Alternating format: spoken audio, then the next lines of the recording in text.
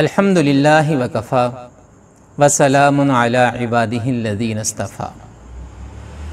اسلامی سال، جسے ہجری سال بھی کہا جاتا ہے اور قمری سال بھی کہا جاتا ہے، آج کی اس نشست میں ہم اس موضوع پر بات کریں گے کہ اسلامی سال کو ہجری سال کیوں کہا جاتا ہے، قمری سال کیوں کہا جاتا ہے، اس کیلنڈر کا آغاز کب ہوا، اس کیلنڈر کی بنیاد کیا ہے اور اسلام میں اس کی اہمیت کیا ہے۔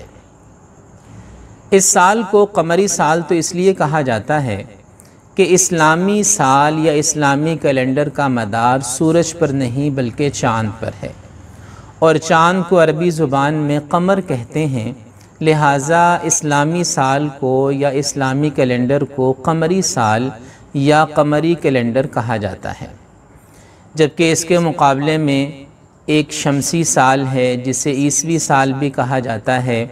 اس سال کا یا اس کیلنڈر کا دار و مدار سورج پر ہے، اور سورج کو عربی زبان میں شمس کہتے ہیں، لہٰذا اس کیلنڈر کو شمسی کیلنڈر اور اس سال کو شمسی سال کہا جاتا ہے۔ اور عیسوی سال کہنے کی وجہ تو ظاہر ہے کہ اس کیلنڈر کا مدار حضرت عیسیٰ علیہ السلام کی پیدائش پر ہے، لہٰذا اسے عیسوی کیلنڈر یا عیسوی سال بھی کہا جاتا ہے۔ اسلامی سال کو ہجری سال اس لیے کہا جاتا ہے کیونکہ اس کیلنڈر کی بنیاد ہجرت مدینہ کا واقعہ ہے، جب آقا نامدار حضرت محمد مصطفیٰ صلی اللہ تعالی علیہ وسلم نے اور آپ کے صحابہ نے اللہ کے حکم سے مکہ مکرمہ سے مدینہ منورہ ہجرت فرمائی تھی، اس واقعہ کو اسلامی کیلنڈر کی بنیاد اور اسلامی کیلنڈر کا آغاز قرار دیا گیا۔ اور اس کیلنڈر کی ابتدا حضرت عمر رضی اللہ تعالیٰ عنہ کے زمانے میں ہوئی، یعنی یہ جو قمری تقویم ہے، یہ جو قمری کیلنڈر ہے، اس کا آغاز حضرت عمر رضی اللہ عنہ کے زمانے میں ہوا، کیونکہ حضرت عمر رضی اللہ تعالیٰ عنہ کے زمانے میں بہت سی فتوحات ہوئیں، بہت سے علاقے، بہت سی سلطنتیں اسلام میں داخل ہوئیں۔ عراق فتح ہوا، مصر فتح ہوا، سرزمین شام فتح ہوئی، اور دوسرے بہت سے علاقے اسلامی سلطنت کا حصہ بنے۔ اور ظاہر ہے کہ ریاستی نظام کو چلانے کے لیے تاریخوں کی بڑی اہمیت ہے، کیلنڈر کی بڑی اہمیت ہے، تو اس زمانے میں یہ ضرورت پیش آئی کہ مسلمانوں کا بھی ایک کیلنڈر ہونا چاہیے، ایک تقویم ہونی چاہیے۔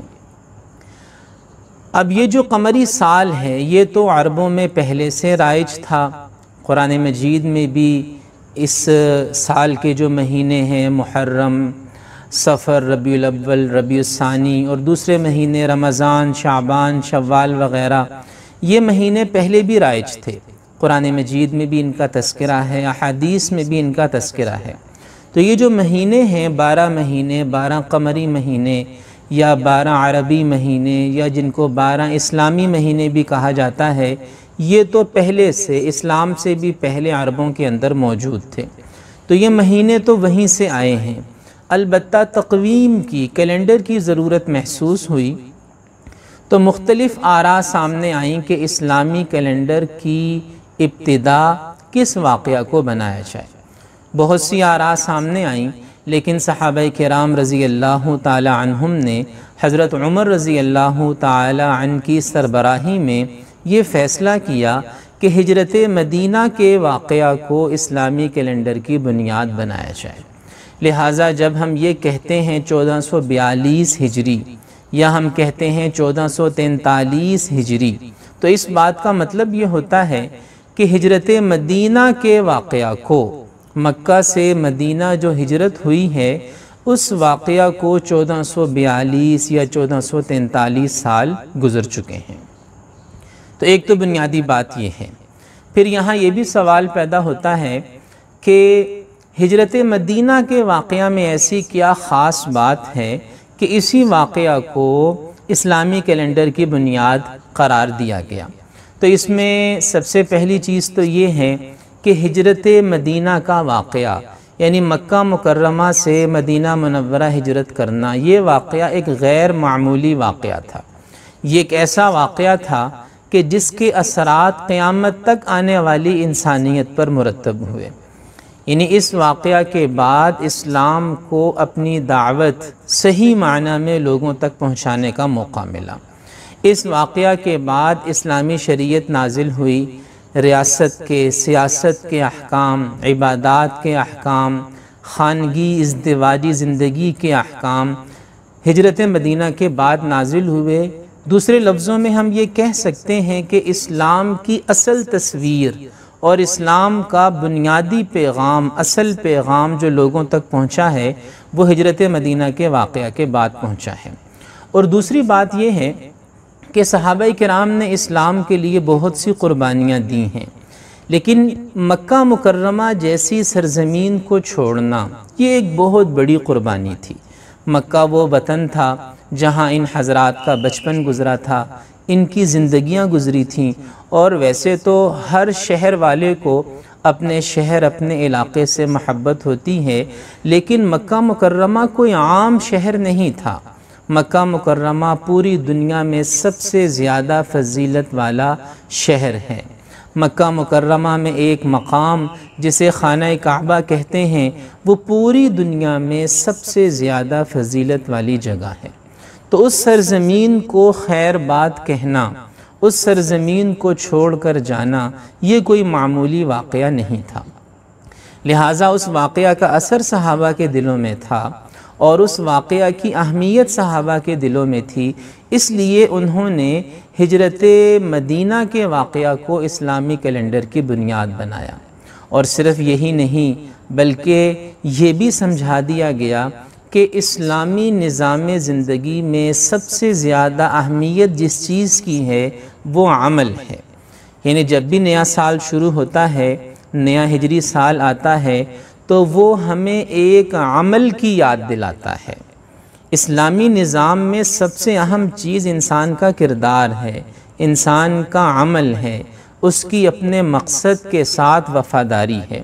تو صحابہ کرام نے اسلامی کیلنڈر کی بنیاد، اسلامی کیلنڈر کا آغاز ایک عمل کے ساتھ جوڑا، جو ایک عظیم عمل تھا، ہجرت کا عمل تھا، اور وہ عمل تھا جس نے آنے والی انسانیت کی تقدیر بدل ڈالی۔ اور یہ جو اسلامی سال یا قمری سال ہے، اس میں آپ جانتے ہیں کہ 12 مہینے ہوتے ہیں۔ محرم سے یہ اسلامی سال شروع ہوتا ہے اور ذوالحجہ پر جا کر یہ سال مکمل ہو جاتا ہے۔ اس سال کا حساب رکھنا اور اس سال کے بارے میں معلومات رکھنا، یہ مسلمانوں پر من حیث القوم واجب ہے، اور اس کے واجب ہونے کی بنیادی طور پر 2 وجوہات ہیں۔ پہلی وجہ تو یہ ہے کہ یہ اسلام کے شعائر میں سے ہے، یعنی اسلامی تشخص، اسلامی تمدن، اسلامی ثقافت کا حصہ ہے کہ ایک مسلمان قمری سال، اسلامی سال کے بارے میں معلومات رکھے، یہ اسلام کے شعائر میں سے ہے۔ اور دوسری وجہ یہ ہے کہ اس کا حساب ہمیں رکھنا چاہیے کہ ہماری بہت سی عبادات قمری سال کے ساتھ وابستہ ہیں۔ آپ حج کی عبادت کو لیجئے، حج 7 ذوالحجہ سے 13 یا 14 ذوالحجہ تک ہوتا ہے۔ آپ رمضان کو لے لیجئے، آپ عیدوں کو لے لیجئے، یکم شوال ہے یا 10 ذوالحجہ، بڑی عید، چھوٹی عید، اسی طرح اور بہت سے واقعات ہیں جو ہماری عبادت کا لازمی حصہ ہیں اور ان کا تعلق قمری سال کے ساتھ ہے۔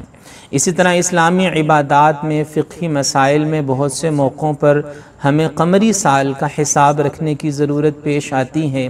تو اس سال کے بارے میں آگہی، اس سال کا، اس کیلنڈر کا خیال رکھنا، معلومات رکھنا، یہ مسلمان پر من حیث القوم واجب ہے۔ ویسے آپ جو بھی کیلنڈر استعمال کریں، شمسی کیلنڈر استعمال کرنے میں کوئی حرج نہیں ہے، کیونکہ وہ بھی اللہ کا ہی بنایا ہوا ہے۔ جو بھی کیلنڈر آپ استعمال کرنا چاہے جائز ہے، لیکن قمری سال، اسلامی سال کا حساب رکھنا، معلومات رکھنا، یہ مسلمانوں پر من حیث القوم لازم ہے۔